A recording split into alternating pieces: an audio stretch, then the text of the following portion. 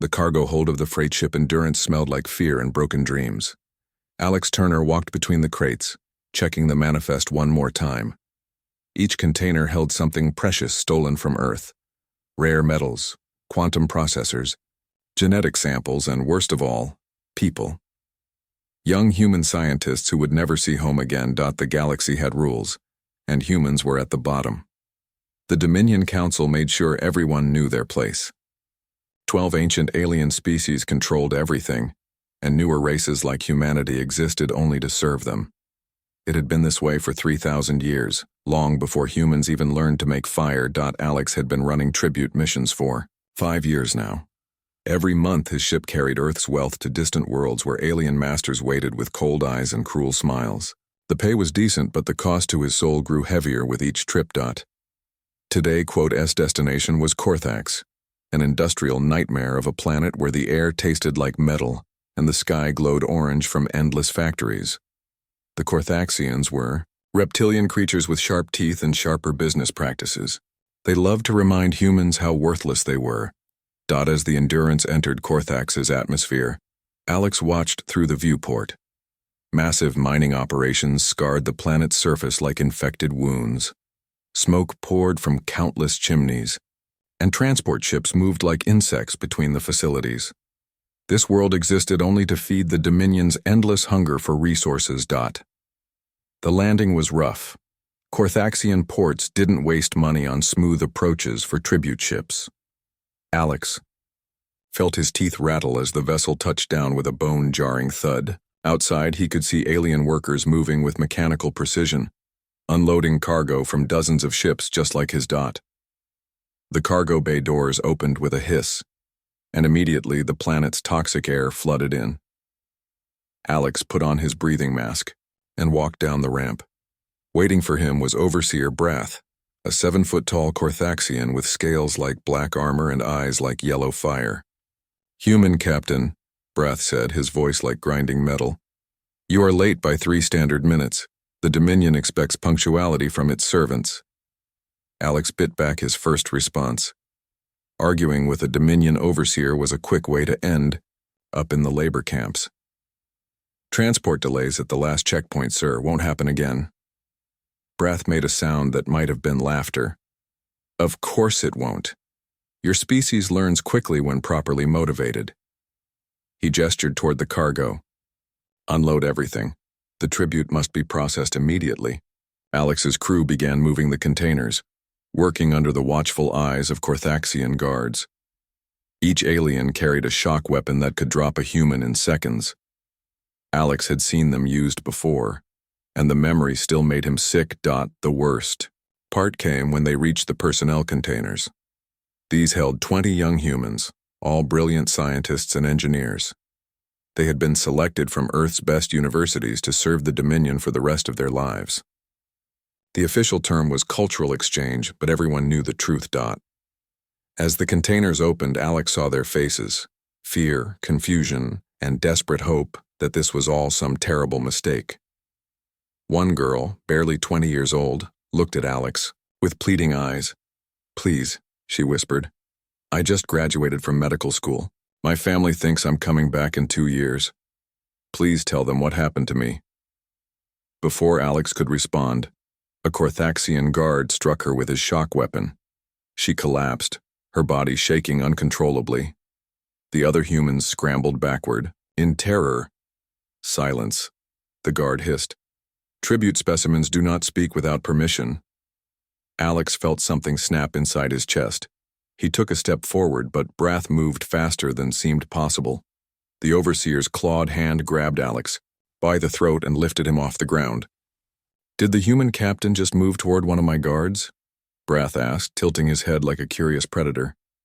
"Perhaps you don't understand your position in the Galactic Order." Alex struggled to breathe but managed to choke out words. "She's just scared. She doesn't know the rules yet." "Then let me educate you both," Brath said. What followed was the worst beating of Alex's life. Brath's claws opened gashes across his face and chest. The overseer's kicks cracked ribs and left him gasping on the dirty ground, all while the young humans watched in horror, learning their first lesson about life under Dominion rule. When it was over, Alex lay bleeding in the dust. Brath crouched beside him, speaking softly like a teacher explaining a simple concept to a slow student. Your species exists to serve human. You mine our metals, build our machines, and provide your brightest minds for our research. Accept your place or face extinction like the Villani did. Do you know what happened to the Villani human captain? Alex didn't answer. He couldn't. Blood filled his mouth and breathing felt like swallowing knives. The Villani refused to pay tribute, Brath continued. They thought they could stand against the Dominion Council. We turned their homeworld into glass and kept a few survivors for our laboratories. They make excellent test subjects because they scream in frequencies we find particularly interesting. The overseer stood up, brushing dust from his scales.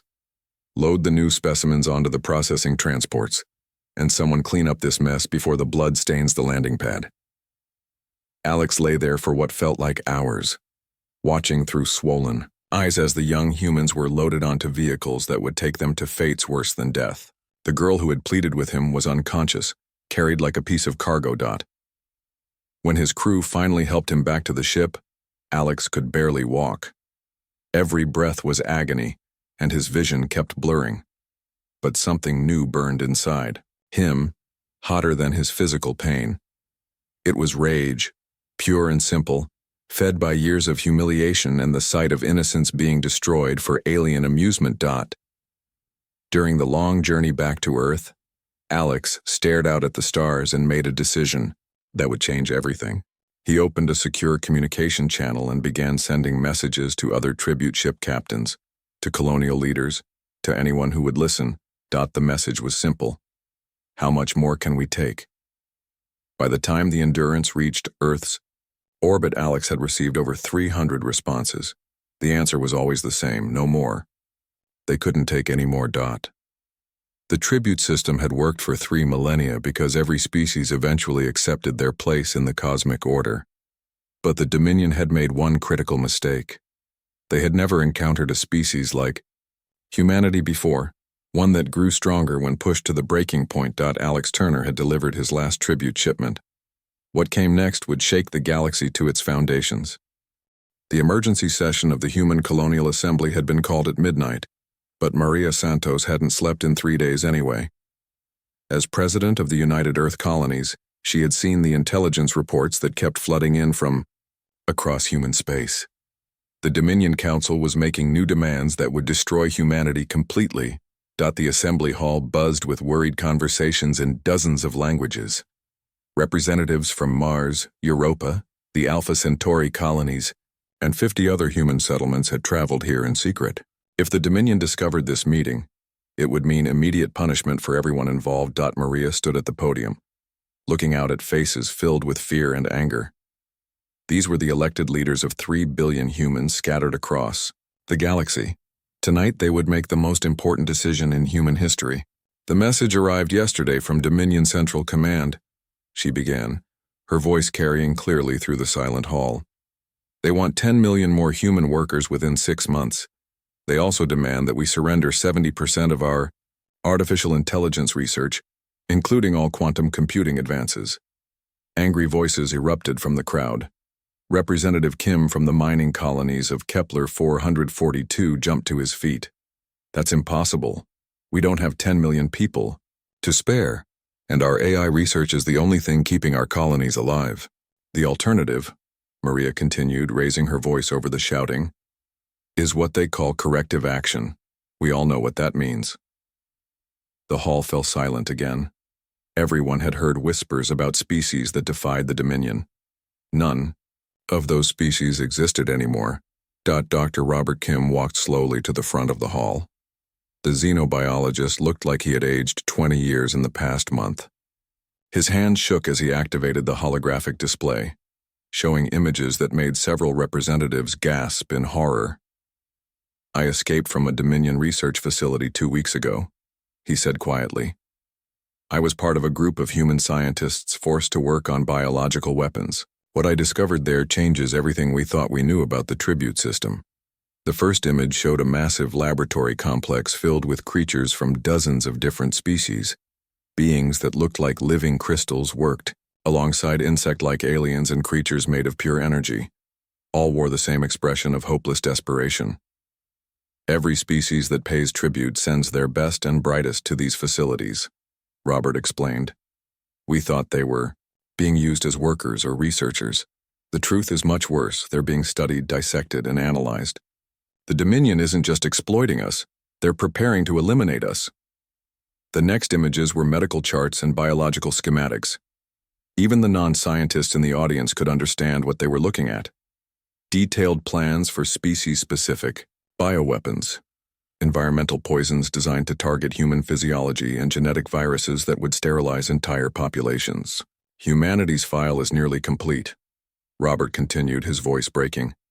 They know our weaknesses, our genetic structure, our psychological profiles. The tribute system isn't taxation or slavery. It's the galaxy's most efficient intelligence-gathering operation. Representative Martinez from the Europa colony stood up, her face pale. How long do we have? Based on what I saw, maybe 2 years before they have everything they need, Robert answered. After that, we become the next Villani. The mention of the Villani sent a chill through the room. Every human child learned about them in school as a cautionary tale. A peaceful species that had refused Dominion demands and paid the ultimate price. Their homeworld was now a lifeless ball of radioactive glass, and their surviving population lived in Dominion laboratories as test subjects. Maria let the impact of Robert's words settle before speaking again. The choice is simple. We can comply with their demands and watch our species slowly die in their research facilities, or we can refuse and face immediate destruction. There's a third option, said a voice from the back of the hall. All heads turned to see Alex Turner, still wearing bandages from his encounter on Corthax. We fight. Laughter erupted from several representatives, but it was the bitter laughter of desperation rather than amusement. Representative Chen from the agricultural world shook his head. Fight them with what? They have technology that's thousands of years ahead of ours. They have fleets that could turn Earth into dust in minutes. They have technology, Alex agreed, walking down the center aisle. But they don't have what we have. They don't have 3 billion humans who are tired of being treated like livestock. He reached the front of the hall and turned to face the assembly. For 5 years, I've been carrying tribute shipments to their worlds. I've seen their facilities, their security, their weaknesses. The Dominion is strong because it's unified, but it's also weak because it depends on enslaved labor to function. Maria frowned. What are you suggesting? Every Dominion world depends on tribute workers to keep their infrastructure running. Humans, Chitaxi, Lumari, dozens of species all working in their factories and research centers. What happens if they all stop working at the same time? Dr. Robert stepped forward, understanding dawning on his face. A coordinated uprising, not just humans, but every enslaved species. Exactly, Alex said. The Dominion has never faced a galaxy-wide rebellion, because no one has ever tried to organize one. They control each species separately, keep them isolated and hopeless. But what if that changed? Representative Kim looked skeptical. Even if we could organize something like that, the Dominion would crush it. They have planet-killer weapons, bioweapons, technology we can't even understand. They have all of that, Alex admitted, but they've never faced humans before. We're the only species that gets more dangerous when we're desperate. We're the only ones crazy enough to ram our ships into theirs if that's what it takes. The debate continued for hours. Some representatives argued for compliance, believing that humanity could survive as an enslaved species better than as an extinct one. Others wanted to fight but thought the odds were hopeless. A few supported Alex's plan for a coordinated rebellion, but worried about the consequences of failure. Finally, Maria called for quiet. We need to vote. But before we do, I want everyone to understand what we're really choosing between. If we comply, we're accepting slow genocide. If we resist, we're choosing possible extinction. Either way, humanity as a free species ends today. She paused, looking out at the assembled representatives. Unless we win. The vote was taken by secure quantum encryption, each representative casting their ballot in complete privacy. When the results appeared on the main display, a collective gasp filled the hall. Unanimous. Every single colony, every representative, every human settlement in the galaxy had voted the same way. No more tribute. No more compliance. No more submission. Maria stood at the podium, feeling the weight of 3 billion lives on her shoulders. The decision is made. As of this moment, humanity formally rejects all Dominion demands. We will pay no more tribute, send no more workers, surrender no more technology. She took a deep breath. And may God help us all. Representative Chen raised his hand. What about the humans already in Dominion facilities? The tribute workers, the scientists, the children in their educational programs? Alex Turner smiled, but it was not a pleasant expression. We're going to get them back, all of them. The Dominion thinks humans are weak because we value every individual life. They're about to learn that's exactly what makes us strong. As the assembly dissolved into planning committees and communication teams, one thing became clear. Humanity had just declared war on the most powerful empire in galactic history. The odds were hopeless, the enemy was overwhelming, and failure meant extinction. But for the first time in 50 years, humans would fight as free beings rather than live as slaves. And sometimes, that was enough. The Dominion's response was swift and brutal. Within 72 hours of humanity's refusal to pay tribute, massive alien warships appeared in orbit around every major human world. Admiral Thex of the Zephyrian Empire commanded the blockade, fleet from his flagship, a kilometer-long destroyer that could crack planets in half. Lisa Park crouched in the maintenance tunnel beneath Research Station Omega-7, listening to the sounds of alien guards marching overhead. For 3 years, she had worked as a voluntary researcher in this facility, designing weapons for her captors while dreaming of home. Now, finally, she had received the message that changed everything. The signal had come through quantum channels, hidden in routine supply shipments. A simple code that meant one word: resistance. After decades of submission, humanity was fighting back, and they needed every human in every Dominion facility to join the war. Lisa checked her chronometer. In exactly 17 minutes, humans across 47 different worlds would begin Operation Broken Chain. The largest coordinated rebellion in galactic history was about to begin, and she was just one small part of it. But first, she had to survive the next few hours. The research station held over 2,000 enslaved beings from 30 different species. Humans worked alongside crystalline Lumari, insectoid Chitaxi, and gaseous Nebulon entities. All were prisoners, but none had ever tried to work together before. Different species, different languages, different biologies. The Dominion kept them separated for good reasons. Lisa crawled through the tunnel system, following maps she had memorized over months of careful exploration. Her first stop was the Chitaxi dormitories, where she found Zix, a hive mind entity, who had been enslaved for 15 years. "Human Lisa," Zix said in its clicking language, "why do you risk punishment by coming here?" "Because today we stop being victims," Lisa replied in broken Chitaxi speak. "Today we take our lives back." She showed Zix the rebellion plans on a stolen data pad. The insectoid's compound eyes widened as it understood the scope of what was planned. Simultaneous uprisings, coordinated strikes, and most importantly, proof that someone was finally fighting the system that had enslaved them all. Zix was silent for a long moment, its antennae twitching with thought. "The Dominion will kill us all for this." "They're going to kill us anyway," Lisa said. "At least this way we die fighting." The next hour was the most dangerous of Lisa's life. Moving through the station, she contacted leaders from every enslaved group. The Lumari were hesitant, their crystalline forms pulsing with fear. The Nebulon Collective was interested but worried about the consequences.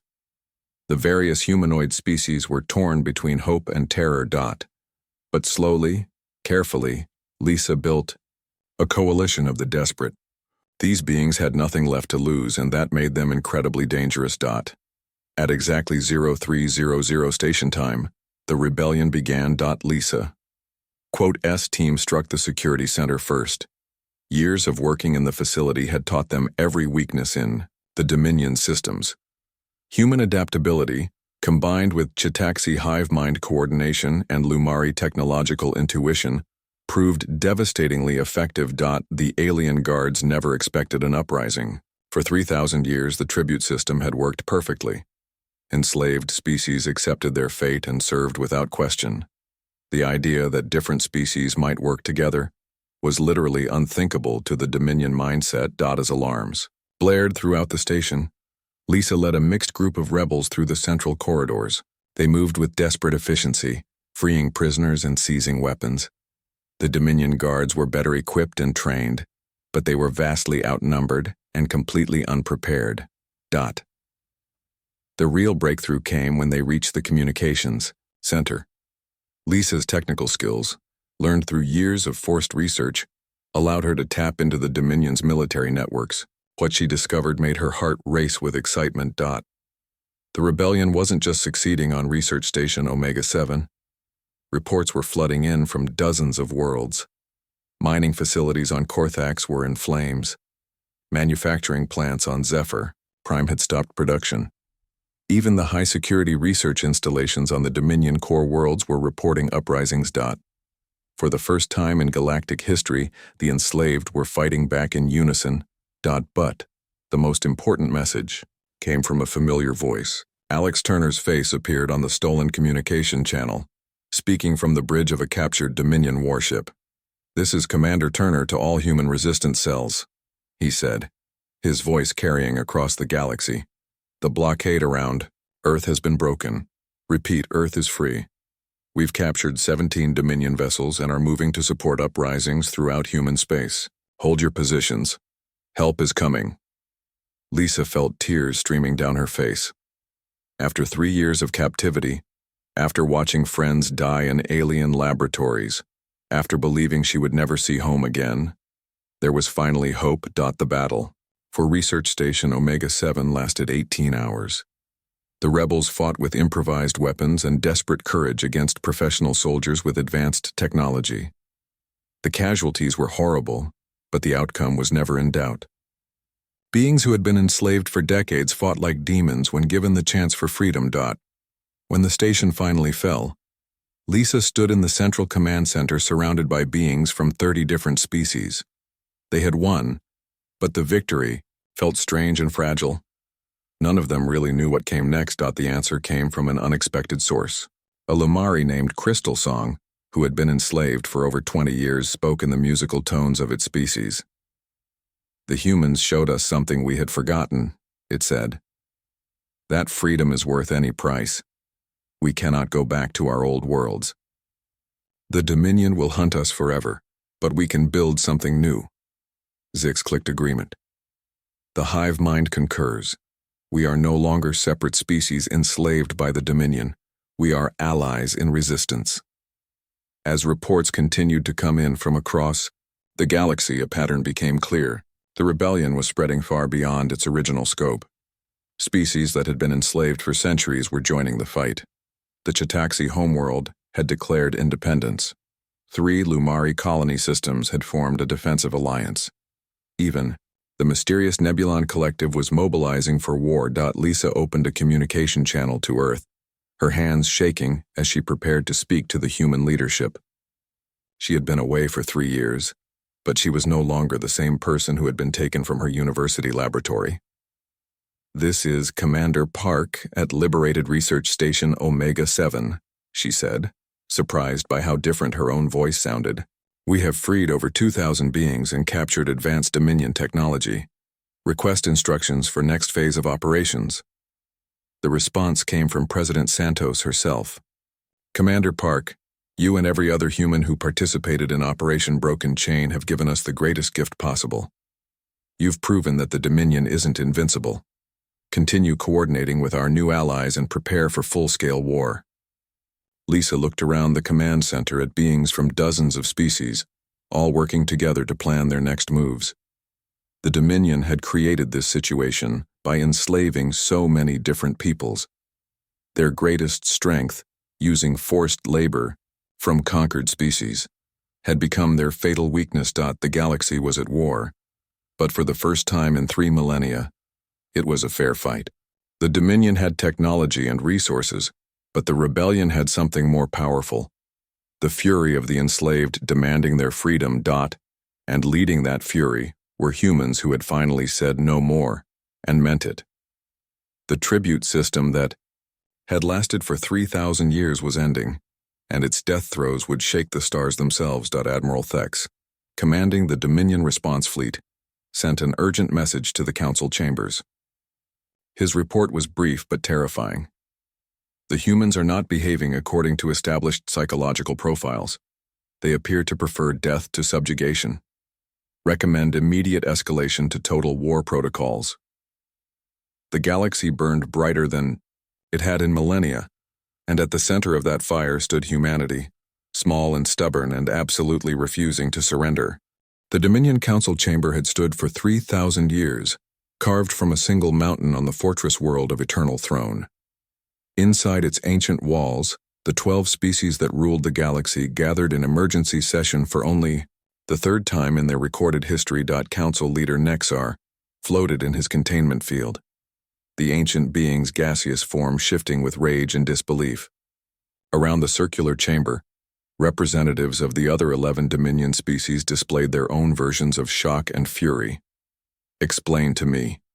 Nexar's voice echoed like thunder, how a primitive species that learned faster than light travel 50 years ago has destroyed 17% of our tribute collection network. Admiral Thex of the Zephyrian Empire stood at attention, his reptilian features showing none of the fear he felt inside. Honored council leader, the humans are not following standard patterns of resistance. Every previous uprising has been limited to a single species fighting for their homeworld. This rebellion spans multiple species across dozens of systems. The humans are coordinating with other tribute species, added General Korth of the Bruthan military caste. They are treating enslaved beings from different worlds as allies rather than competitors. This has never happened before. Nexar's form flared brighter with anger. These pathetic creatures have infected the galaxy with their madness. Species that have served faithfully for centuries are now rebelling because humans showed them it was possible. The scale of the crisis was unlike anything in Dominion history. Mining worlds had fallen silent. Research stations reported no contact. Entire fleets of tribute ships had vanished without trace. Most disturbing of all, the rebellion was growing stronger instead of weaker as it spread. What are our military options? Nexar demanded. Admiral Thex activated a holographic display showing Dominion fleet positions across the galaxy. We have deployed over 800 warships to contain the uprising. However, human tactics are unprecedented. The first major battle had occurred at Proxima Colony, where Thex himself had commanded 200 ships against a human defense force of 30 vessels. By all conventional military thinking, the humans should have been annihilated within hours. Instead, the battle had become a nightmare that still haunted Dominion commanders. The humans fought like beings possessed, using tactics that violated every principle of civilized warfare. They rammed their own ships into Dominion vessels at near light speed, turning civilian freighters into kinetic weapons. They deployed artificial intelligence systems that made their small fleet appear to be in multiple locations simultaneously. Most shocking of all, human crews willingly died to destroy much larger enemy ships. When faced with certain defeat, they would overload their reactors and ram enemy vessels, sacrificing themselves to take out ships worth 100 times more than their own. They fight like they're already dead, reported Captain Vex, one of the few survivors of the Proxima battle. They show no fear, no instinct for self-preservation. How do you defeat an enemy that considers death a tactical advantage? The Dominion had ruled through overwhelming technological superiority for millennia. Their ships were faster, stronger, and more heavily armed than anything lesser species could build. But humans had changed the rules of engagement entirely. Instead of meeting Dominion fleets in conventional battles, they struck supply lines and communication networks. They assassinated key commanders and sabotaged vital infrastructure. Most importantly, they turned the Dominion's vast empire against itself by liberating enslaved populations who joined the rebellion. Our intelligence networks are failing, reported Security Chief Dax of the Nexari Surveillance Corps. The humans are using communication methods we cannot intercept or decode. They coordinate attacks across multiple systems, while our forces respond to single threats. Nexar's anger was becoming dangerous. The ancient being's containment field sparked with energy that made the chamber's walls glow. Deploy the special weapons. Use bioweapons against human populations. Show them the price of defiance. Honored leader, Admiral Thex said carefully, we have attempted to deploy species-specific weapons against human colonies. The results have been unsatisfactory. The truth was humiliating. Human scientists, many of them former tribute workers, had spent years studying Dominion bioweapons while enslaved in research facilities. They knew every trick, every biological agent, every genetic targeting system. The weapons designed to destroy humanity had been turned back against their creators with devastating effect. Then use the planet crackers, Nexar commanded. Destroy their worlds completely. Reduce their colonies to asteroids. We have deployed planet cracker weapons against 3 human settlements, General Korth reported. Each time, the humans evacuated their populations before our weapons arrived. They seem to know our deployment patterns better than our own commanders do. The rebellion had inside information that should have been impossible to obtain. But Dr. Robert Kim and thousands of other former tribute workers understood Dominion military doctrine better than most alien officers. Years of forced labor and weapons research had taught humans exactly how their enemies fought. What do they want? Demanded Counselor Hexus of the Valdorian Trade Consortium. Every species eventually negotiates what are their terms. Admiral Thex checked his datapad. According to intercepted communications, they have only one demand: unconditional surrender of all Dominion forces and the immediate release of every enslaved being in the galaxy. The chamber fell silent. In 3,000 years of rule, the Dominion had never received an ultimatum from a tribute species. The idea that humans expected them to surrender was so absurd it bordered on comedy. They must be destroyed completely, Nexar declared. Not enslaved, not negotiated with, not contained. Eliminated from existence. Activate the void engines. Collective gasp echoed through the chamber. The void engines were the Dominion's ultimate weapon, ancient devices capable of creating artificial black holes that could consume entire star systems. They had been built during the early days of Dominion expansion and used only once to destroy a species so dangerous that their name had been erased from history. Honored leader, Counselor Hexus said carefully, the void engines will destroy everything in their target systems. Allied species, tribute workers, valuable resources. The economic damage will be enormous. The economic damage of losing control is worse, Nexar replied. If we cannot rule, then nothing will remain. Activate all 12 engines. Target the largest human population centers. Show the galaxy what happens to species that forget their place. As the Council moved to implement their final solution, none of them knew that their emergency session was being monitored. Dr. Robert Kim, working from a hidden facility on Liberated Research Station Omega-7, had spent weeks infiltrating Dominion. Communication networks. His face was pale as he opened a priority channel to Earth. This is Dr. Kim to President Santos. Emergency Priority 1. The Dominion is activating the void engines. They plan to destroy 12 human systems, including Earth, Mars, and Alpha Centauri. Estimated time to deployment 48 hours. President Santos appeared on the screen, looking older than her years but determined as ever. How many people? 2 billion, minimum. Maybe 3 if they target the outer colonies as well. Santos was quiet for a long moment. Options? I've analyzed the void engine schematics from captured data. The weapons can be reversed, turned into black holes that target specific coordinates instead of consuming everything in a system. but it would require someone to physically access the control systems on Eternal Throne. A suicide mission, Santos said quietly. Maybe, but if we don't try, 2 billion humans die anyway. Santos nodded slowly. I'll contact Admiral Turner. If anyone can get people onto Eternal Throne, it's him. As the call ended, Dr. Kim stared at the technical specifications for the Void engines. The weapons were incredibly complex, designed by minds far beyond human understanding. But humans had one advantage the Dominion had never encountered. They were too stubborn to accept that something was impossible. The final battle of the war was coming, and it would be fought not in the depths of space, but in the twisted corridors of the Dominion's greatest fortress. Humanity had 48 hours to save itself from extinction, and they would need every second. Admiral Turner, now commanding a fleet of captured Dominion ships and allied vessels from a dozen liberated species, received his final orders from Earth. The mission was simple in concept but impossible in execution. Assault the most heavily defended world in the galaxy and disable weapons that could destroy entire solar systems.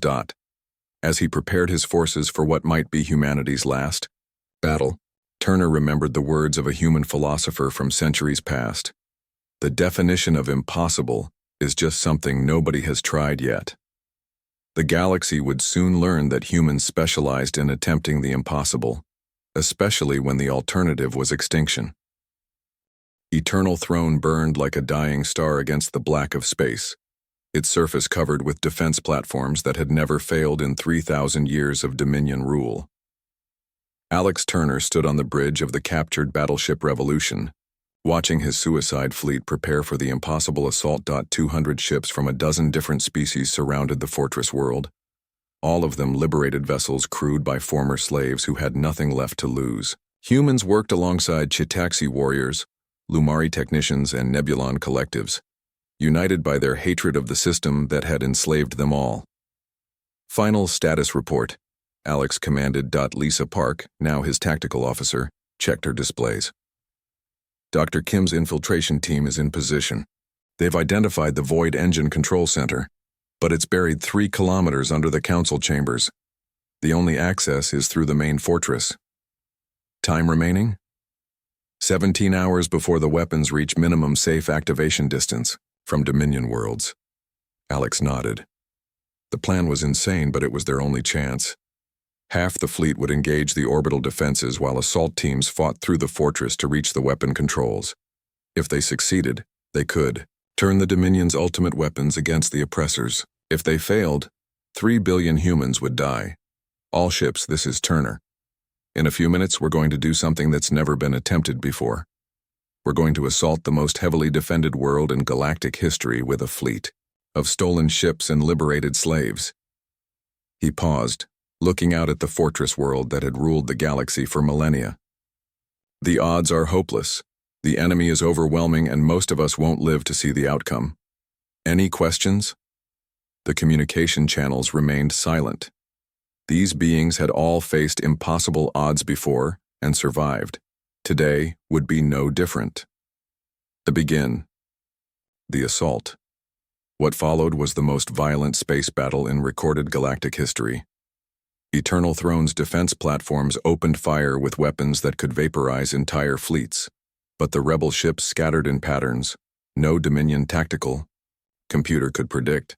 Human-designed chaos protocols turned the orderly battle into a swirling nightmare of explosions and desperate maneuvers. Ships died by the dozens, but for every rebel vessel destroyed, the survivors grew more determined. The Chitaxi fighters swarmed the defense platforms like angry insects. Lumari ships phased in and out of normal space, appearing behind enemy lines to deliver devastating strikes. The massive Nebulon collective vessels absorbed incredible punishment, while their energy beings rebuilt damaged systems in real time. But it was the humans who provided the breakthrough that changed everything. Captain Sarah Chen, commanding the converted freighter Defiance, made a decision that would be remembered for centuries. Instead of trying to fight through the orbital defenses, she aimed her ship directly at the fortress world's surface. All power to engines, she ordered her crew. We're going to make our own landing zone. The Defiance struck Eternal Thrones, surfaced like a meteor, its reactor overloading at the moment of impact. The explosion carved a crater 5 kilometers wide and gave the assault teams their opening. Within minutes, transport ships were pouring through the gap in the fortress's defenses, carrying thousands of warriors into the heart of Dominion power. Alex led the main assault force through corridors that had never seen battle.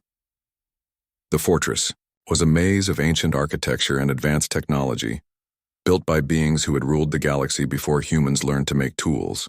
But every defensive system had been designed to stop civilized enemies who followed established rules of warfare. Humans didn't follow rules. They used mining charges to blast through reinforced walls. They crawled through maintenance shafts that were too small for most alien species. They fought with improvised weapons and desperate courage, pushing deeper into the fortress while casualty reports flooded the communication channels. The Dominion's elite guard units were individually superior to any human soldier, but they had never faced an enemy that treated every corridor like the last stand of their entire species.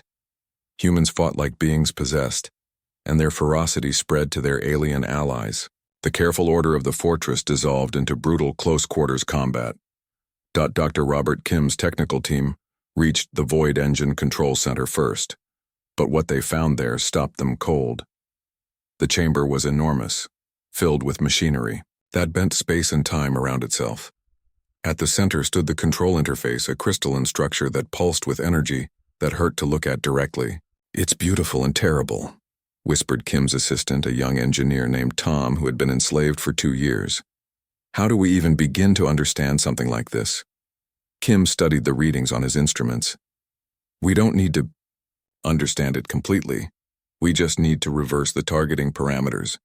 He began working on the interface, his hands steady despite the battle raging above them. Meanwhile, Alex fought his way toward the council chambers, knowing that the war couldn't truly end until the Dominion's leadership was eliminated. The ancient corridors were littered with bodies from both sides, and the air tasted of blood and burned metal. He found Council Leader Nexar in the central chamber, the ancient being floating in his containment field, while reality warped around him. The other council members had fled or been killed, but Nexar remained, his gaseous form crackling with power that could disintegrate matter at the molecular level. "So the primitive human finally reaches me," Nexar said, his voice echoing from everywhere at once. "Do you understand what you have done? You have destroyed 3,000 years of galactic order. You have brought chaos where there was peace, war where there was stability." Alex raised his weapon, though he knew it would be useless against such a being. "You call enslaving entire species peace? You call genocide stability? We brought justice where there was only oppression." Nexar's laughter was like the sound of stars dying. "Justice? You are insects, barely evolved from the animals of your primitive world. You existed for 50 years among the stars before we found you. We have ruled for 3 millennia. And today your rule ends." The battle between them was brief but apocalyptic. Nexar's energy attacks tore through the chamber's walls, melting ancient stone and warping metal supports. Alex dodged and weaved, using his human reflexes and unpredictability to stay alive against an enemy that could kill him with a thought. The end came when Tom's voice crackled through the communication system. "Dr. Kim, we've done it. The void engines are reprogrammed and ready to fire." Nexar's attention wavered for just a moment as he realized what that meant. Alex didn't hesitate. His weapon might be useless against the council leader's energy form, but the ancient being's containment field had physical components. A well-placed shot shattered the field generators, and 3,000 years of accumulated energy dissipated into space. Nexar. S scream echoed through dimensions as his consciousness scattered across the cosmos. The last of the original Dominion, council members, was gone, and with him died the empire that had enslaved the galaxy. Dr. Kim's voice came through the communicators again, calm despite the magnitude of what he was about to do. "Void engines are locked onto the 12 original Dominion homeworlds, activating in 10 seconds. Alex stood among the ruins of the council chamber, surrounded by the bodies of friends and enemies alike. In moments, entire civilizations would be reduced to nothing, their planets consumed by artificial black holes. It was genocide on an unimaginable scale, but it was the only way to ensure that the Dominion could never rise again. Fire, he said quietly, dot across the galaxy. Ancient worlds that had ruled for millennia simply vanished. The Zephyrian homeworld became a sphere of collapsed matter. The Corthaxian industrial centers were consumed by darkness. One by one, the original Dominion species watched their civilizations disappear into holes in space-time. The war was over in minutes. The empire that had lasted 3,000 years was reduced to scattered refugees and isolated colonies. The tribute system collapsed overnight as enslaved species across the galaxy realized their oppressors were. But victory came with a terrible price. Half the assault fleet was gone, including most of Alex's closest friends. The fortress world of Eternal Throne was a smoking ruin. Millions of beings had died to purchase freedom for billions more. As rescue ships arrived to evacuate the survivors, Alex stood in the wreckage of the council chamber and opened a communication channel to Earth. President Santos appeared on the screen, tears streaming down her face. "It's over," Alex reported. "The Dominion is finished." Santos nodded, unable to speak for a moment. When she finally found her voice, she asked the question that would define humanity's future. What happens now? Alex looked out at the stars through a hole blown in the chamber's wall. Across the galaxy, freed species were celebrating their liberation while Dominion refugees fled their destroyed homeworlds. It would be easy to become the new oppressors, to take the Dominion's place and rule through fear. "Now we prove we're better than they were," he said finally. "Any species that wants to live free has our protection. Any species that wants to rule others will face the same fate as the Dominion." The response came not just from Earth, but from dozens of worlds where humans had fought and died for freedom. The message was simple, but carried across the galaxy. Never again. Years passed. The Galactic Liberation Alliance grew from the ashes of rebellion, uniting hundreds of species in a federation based on cooperation rather than domination. Some former Dominion worlds joined willingly, seeking redemption for their past crimes. Others remained hostile, but they learned quickly that the new galaxy had no patience for would-be oppressors. Children across dozens of worlds learned the story of the human war, not as a tale of heroes and villains, but as a lesson about the price of freedom. They learned that sometimes the only way to find peace is to make war so terrible that no one ever wants to fight again. And in the deepest archives of human space, historians recorded the moment when everything changed. The moment when a species that had been enslaved for 50 years looked at their oppressors and said two words that shook the galaxy to its foundations. No more. The galaxy burned, but from those ashes rose something new. Something free. Something that would never again bow to tyranny because humanity had taught them all the most dangerous lesson in the universe. That freedom is always worth fighting for, no matter the cost.